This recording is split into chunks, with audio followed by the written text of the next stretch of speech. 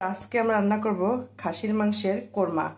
এর জন্য আমরা খাসির মাংস নিয়েছি, পেঁয়াজ, কাটা পেঁয়াজ, তারপরে তেজপাতা মানে গরম মশলা, তেজপাতা, দারচিনি, লং, গোলমরিচ, রসুন, আদা, তারপরে পেঁয়াজ বাটা, টক দই, তারপরে হলো জয়ত্রী, জয়ফল একটু গুঁড়া করে নিছি, মানে শিলপাটায় বেটে নিছি, গুঁড়া না। আর এই যে গ্রাইন্ডারে বাদাম একটু আমি করে নিয়েছি, বাদাম বেটে নিয়েছি আমি। আর হলো লেবু লাগবে একটা, আর লবণ, আর হলো জিরার গুঁড়া। এখন প্রথমে আমরা টক দই দিয়ে মাংসটাকে ম্যারিনেট করে রাখবো 1 ঘন্টা।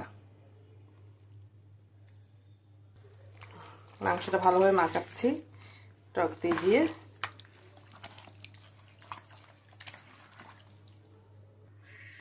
দেখো ম্যারিনেট করে রাখবো 1 ঘন্টা। এখন আমরা বন্ধুরা তেল দিয়ে দেবো, সামান্য রান্নার তেল, খুব বেশি তেল দিতে হবে না, খাসির মাংসে যদি চর্বি থাকে। এখন আমরা পেঁয়াজ দিয়ে দেবো, এরপরে আমরা গরম মশলাগুলো দিয়ে দেবো বন্ধুরা, গরম মশলাগুলো দিয়ে দেবো, একটু ভাজবো বন্ধুরা। দেখো পেঁয়াজটা লাল হয়ে আসছে, এখন আমি দিলাম পেঁয়াজ বাটা, আদা বাটা,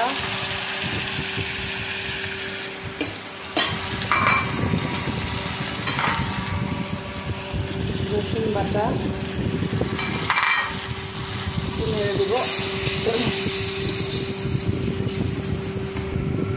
বাদাম বাটা, এটা হলো কাঁচামরিচ বন্ধুরা, কাঁচামরিচ বাটা ব্লেন্ড করেছি কাঁচামরিচ। এখানে বাদাম বাটা আছে, জয়ত্রী, জয়ফল সামান্য আছে, এটা দিয়ে দিলাম। কষান দেবো,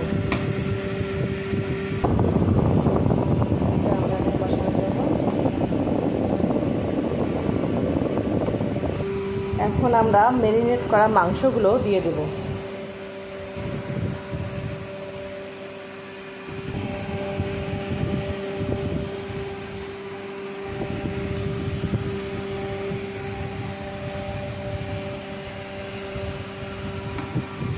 এখন আমরা পরিমাণ মতো লবণ দিব, পরিমাণ মতো, টক দিয়ে দিচ্ছি, খুব বেশি লবণ দরকার নেই।